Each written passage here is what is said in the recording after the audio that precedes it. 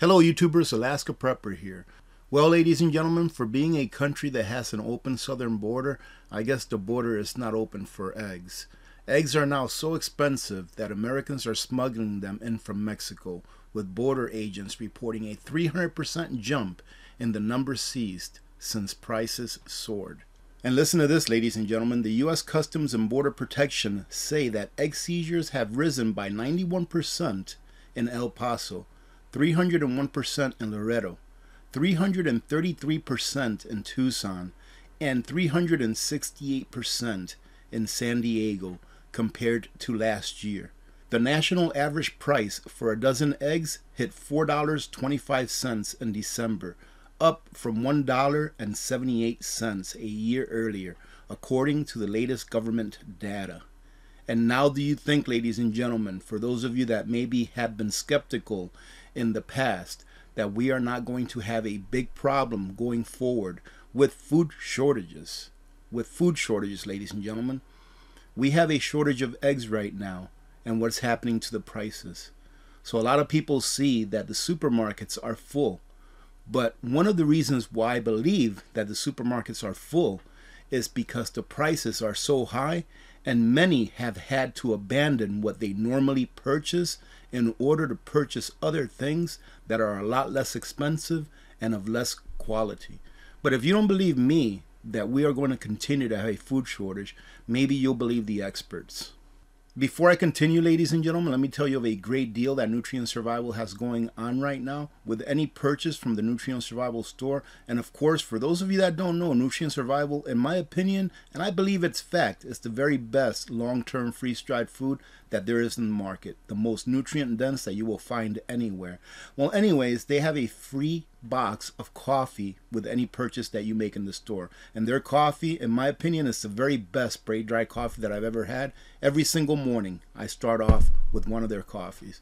So if you're looking for any kind of freeze-dried foods for long-term storage and you're looking for nutrition as well, click the link in the description of my video. There's a code there to save 10% off. However, if you want to get in on that free coffee, just use the code that you see right here under the picture.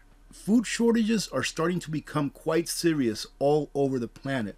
It's what a lot of people have been warning about. Even experts, even CEOs, even senators, even the World Food Program, even the WEF, right? You know, those people from the WEF, even they are saying that there's going to be a food shortage, not just now, but going forward. What does that mean to you if you live in a first world nation, i.e. in the United States, Australia, in the EU, etc., etc.? It means that maybe you won't see food disappear. The price of food is going to become very expensive. And most people are going to find out that they're expending most of their income just to keep food on the table. And that's not including the price of fuel and energy that you have to pay for on top of that. And heck, not even the price of housing. The worst case scenario that many of the experts feared is starting to play out right in front of our eyes. Unfortunately, this crisis is not going to be just temporary. This is going to be an ongoing crisis, and in my opinion, it's going to last years and years. It's going to take us into the next decade. So you need to get prepared right now. And if you are prepared, help those that aren't. Try to teach them how to do it. Because we're all in this together, ladies and gentlemen. Because if your neighbor is well off, that's better for you. Do you want to be the only person in your entire block, wherever you live, or in your apartment building, wherever you live, that is prepared when everyone else is going without? The hunger crisis in Africa has now become bigger and more complex than the continent has ever seen. Listen to these words that they're using. Has ever seen. In the Middle East, many severe shortages of wheat is forcing many Pakistanis to wait in line for hours to receive a single bag. Not only are they waiting in line for hours, ladies and gentlemen, but that's actually a very dangerous situation. I covered an article here not too long ago where a gentleman who was there just to get 5 pounds or 10 pounds of wheat flour for his family was trampled to death. In South America, seemingly endless civil unrest has intensified the very serious shortages that are happening in Peru. Australians are growing increasingly frustrated about the very painful potato shortage that has gripped the nation. Remember that potato shortage that I talked about here a while back? Well, it's now starting to hit in other nations. I believe that here in the US, we're going to have just enough to get by for this year. However, you can expect prices to stay escalated. Australians are growing increasingly frustrated, ladies and gentlemen. Australians love their potatoes, and now they're having a potato shortage in Australia. And they're kind of ticked off that with the potato shortage that they're having for themselves privately, that now McDonald's over there is going to introduce a new potato dish on their menu. Here they continue to say, in previous decades, there have been times where there have been localized famines in various parts of the world. But what we are facing now is global. Food shortages are causing intense pain across Africa, Asia, and the Americas. We are dealing now with a massive food insecurity crisis, says Anthony J. Blinken, the U.S. Secretary of State. He said last month at a summit with African leaders in Washington. It's a product of a lot of things, as we all know, he said, including the big R's aggression towards the big U. Here in the United States, food prices continue to escalate to frightening levels. For example, the price of orange juice just skyrocketed to a brand new record high because it is being projected that Florida citrus production will hit the lowest level since 1945. And listen what they have to say about this, ladies and gentlemen, because this makes a lot of sense. This shortage that we're going to have in orange juice, it's a lot bigger than just hitting the lowest level since 1945. But I'll go ahead and let them explain over here. Orange futures have hit a new high, surging 10 cents to $2.29 a pound, surpassing the 2016 record of $2.25 a pound due to limited supplies. That doesn't sound like a lot, does it? But wait. The USDA predicts Florida's citrus production will reach 44.5 million boxes this year, which could result in the state's smallest orange harvest since 1945. This is due to the greening disease and hurricane damage from Florida's citrus groves. Now, in 1945, there were 139 million people in the United States. Unlike today, there's almost 3 times that much. There's 329 million people. So when you look that we've had the smallest production since 1945. Well, 1945 was a time where we had less than half of the people in the United States than we do now. So for those of you that like your orange juice, the only thing that I would recommend is if you like the ones that come in the frozen little containers that you can put in your freezer, go ahead and get them now before the prices start to skyrocket. At this point, the bird flu has already killed more than 58 million chickens and turkeys in the United States alone. If that wasn't bad enough, now a lot of chicken farmers around the country are reporting that their hens have suddenly stopped laying eggs. I'm sure you've heard about that feed that people are getting. I think it's Purina that are making their hens stop laying eggs. Egg prices have already shot up to levels that most people never dreamed would be possible, and this is creating quite a panic. Why is it creating quite a panic, ladies and gentlemen? Because those people that have been priced out of beef, those people that have been priced out of chicken, out of fish, out of pork, where do they go to? They go to eggs, because eggs is a very good quality protein at a very good price. Well, not anymore. Now, let me read to you this quick email that someone sent me just a few hours ago. I will tell you what, I'm so glad I had enough powdered eggs to last me almost a year from Nutrient Survival before prices went to $100 a can. And I have friends that have chickens. Who would have thought it would have come to this? Ladies and gentlemen, this person heeded the warning, and this person prepared ahead of time. That's what preparedness is about. Is it too late to prepare? No, absolutely not. However, as I've been saying for the past several years, you're still going to be able to prepare. It's just going to cost a lot more money to do so. And money equals your time, because your time and your labor never keeps up with inflation. And finishing it off here, they say that unfortunately everything that has been shared on this article so far is just the tip of the iceberg. That is because global food supplies are going to continue to get tighter in the years ahead, no matter what we do now. Do you understand what they're saying? No matter what we do now, food shortages are going to continue to get tighter all over the world. Without phosphorus, food cannot be produced. Since all plants and animals needed to grow, put simply, if there is no phosphorus, there is no life. As such, phosphorus-based fertilizers have become critical to the global food system. As supplies of non-renewable phosphate rock continue to get tighter and tighter, global food supplies will continue to get tighter and tighter as well. And for those of you that look to government to fix your problems, just take a look at this one very small example, ladies and gentlemen. While food prices soar, Canadian farmers are forced to dump 30,000 liters of milk. Why? Because they met their quota. It almost reminds me of what they're doing in the Netherlands to the Dutch farmers. The government is saying, yes, we're going into a food crisis. We have a worldwide food crisis. People are going to starve to death, but we need to go ahead and shut down all of the farming, or a lot of the farming, to one of the nations that produces the most food and exports the most food. Let's go ahead and shut you down, because now that you're at the top of your game, now that you farmers know what you're doing and you've nailed it and you're awesome at what you do, let's go ahead and shut you down.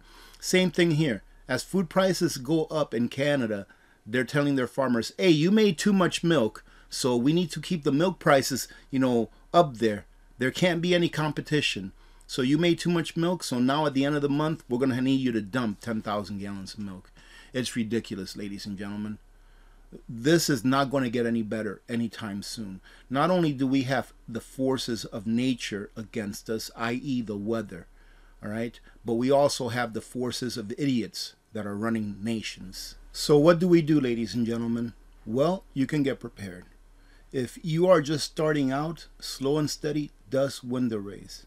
It's like I've said in the past, this train that we're on, it is on a slow but steady roll, and it will eventually hit that wall. So if you're just starting out, get your basics, get your food settled. For food, I've got a lot of videos that tell you, especially the video where I tell you where the 4 pillars of food are for food storage. That video I think will help you a lot. I'll try to find it and leave it on the upper right hand corner so you can check that out. But get your basic, get the things that you normally eat anyways. Try to get some nutrient dense foods. That way it takes up less space and you'll have all of the nutrition that you need. Get the things that you normally eat and get it in mass. Stock up a pantry, in my opinion, should be at a minimum 6 months all the way to a year. Some people may ask, well, what happens after that year when we run out of food? Well, the purpose for that year's worth of food is so that it will allow you to think and make a plan for what happens after that year. Hopefully, you are starting to learn how to garden. Hopefully, you're looking into some chickens like many people are so that you can have some eggs. You know that chickens eat a lot of things. And I also have a video where I show you all of the things that chickens can and cannot eat. But you can look that stuff up on the internet, ladies and gentlemen. It's not difficult to do. Raising chickens, pretty much, you give them your scraps. This year, Lord willing, I will have my chicken coop up. And I've already got someone who's got me some chickens ordered. Start growing your own food. Start raising your own animals if you can. If you live in a densely populated city, remember that below or underneath a queen-size bed, you can store about 1 year's worth of sustenance, meaning your basic grains, rice, beans, wheat berries, oats, oil, canned meats. You can store about a year's worth of food for one person under a queen-size bed. All right, if you have a small child and they have a twin-size bed, guess what? That small child is going to eat less. You could probably store a year's worth of food under their bed as well. Make use of that space. You're not using it anyway, so what's it going to hurt to put some food in there that's going to last a very long time? Learn how to store your food for long-term food storage.